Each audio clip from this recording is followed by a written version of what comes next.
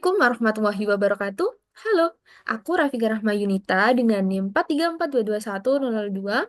Di sini saya akan mengusulkan ide topik untuk skripsi saya yaitu estimasi TDEE dan rekomendasi menu makanan Indonesia berdasarkan kebutuhan kalori menggunakan metode Harris Benedict dan juga algoritma Cummins. Oke, langsung saja kita masuk ke latar belakang. Kenapa saya mengambil judul ini? Pastinya ada kondisi ideal yang ingin saya capai. Yang pertama yaitu apa masyarakat memahami dan memenuhi kebutuhan energi harian secara tepat.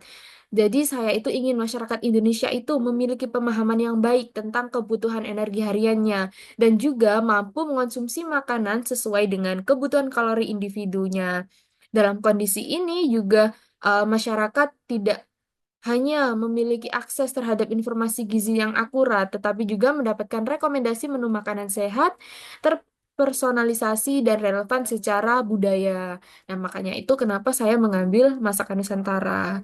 Karena saya ingin menunjukkan bahwa budaya lokal atau makanan yang sehat itu juga bisa berasal dari yang ada di sekitar kita. Contohnya yaitu ya makanan yang khas dari Nusantara kita yaitu Indonesia.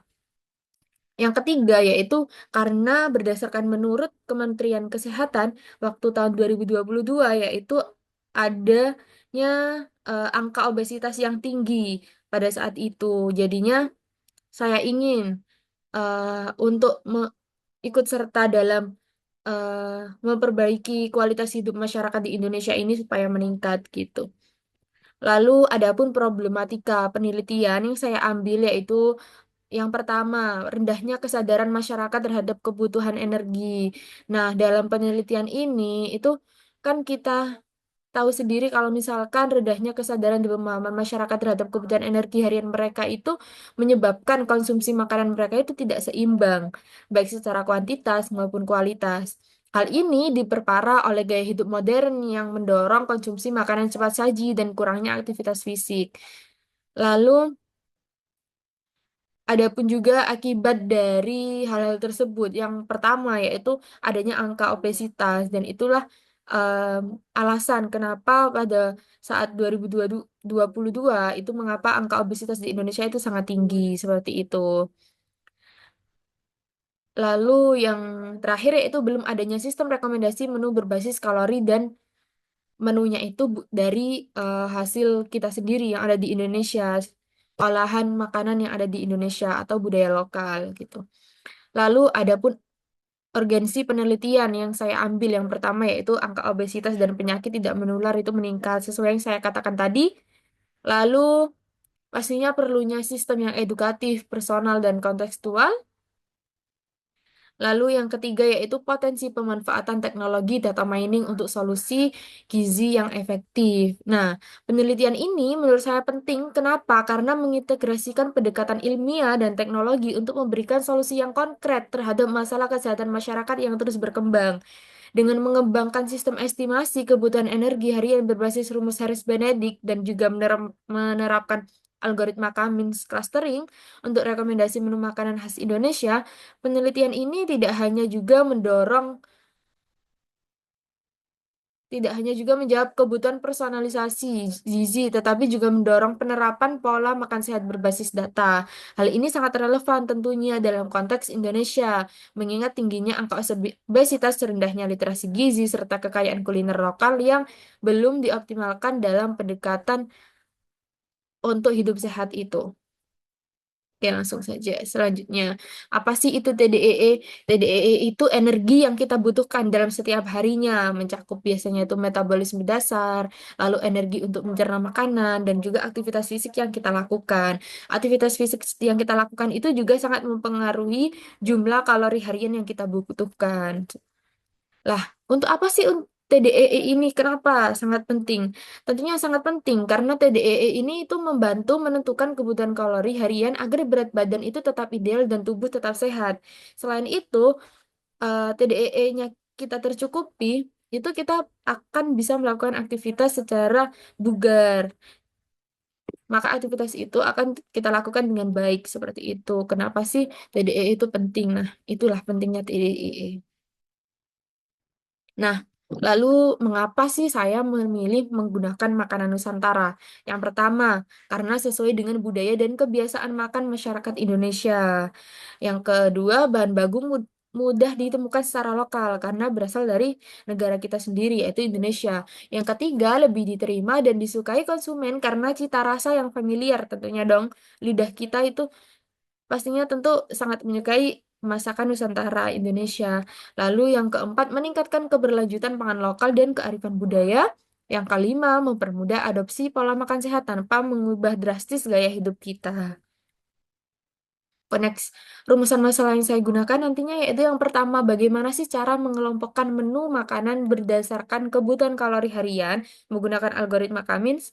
Yang kedua, bagaimana efektivitas algoritma Cummins dalam melakukan clustering menu makanan berdasarkan jumlah kalori dan kandungan proteinnya. Yang ketiga, bagaimana sih penerapan metode Harris Benedict itu dalam menentukan kebutuhan kalori harian kita. Nah, itu adalah rumusan masalah yang saya ambil nantinya. Oke, next yang tujuan. Tujuan saya membuat ini adalah apa? Yang pertama, mengembangkan sistem pengelompokan menu makanan berdasarkan kebutuhan kalori harian tentunya. Nah, ini nanti outputnya bersifat produk. Jadi kita bisa menggunakan produk tersebut untuk kita mengetahui berapa sih total kalori harian kita dan kira-kira apa ya menu yang cocok buat kita. Dan yang kedua yaitu menganalisis efektivitas algoritma Cummins dalam melakukan clustering menu makanan berdasarkan jumlah kalori dan kandungan proteinnya. Yang ketiga, menerapkan metode Harris Benedict untuk menentukan kebutuhan kalori harian individu guna mendukung sistem rekomendasi menu makanan yang lebih personal dan juga akurat.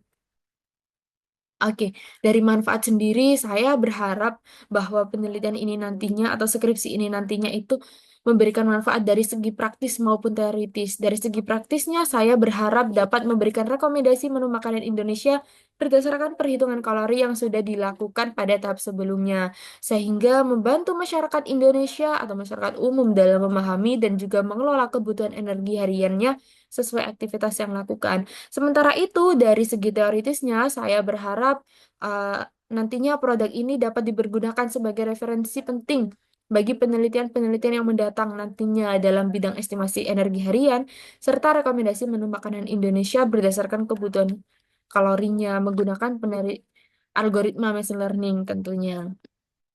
Oke, kajian pustaka yang saya lakukan, eh, saya mengambil dari beberapa referensi jurnal yang sudah saya pahami dan saya baca. Ini adalah beberapa kajian pustaka yang saya gunakan nantinya. Lalu ada metodologi penelitian. Di sini saya yang pertama yaitu akan melakukan pemilihan data.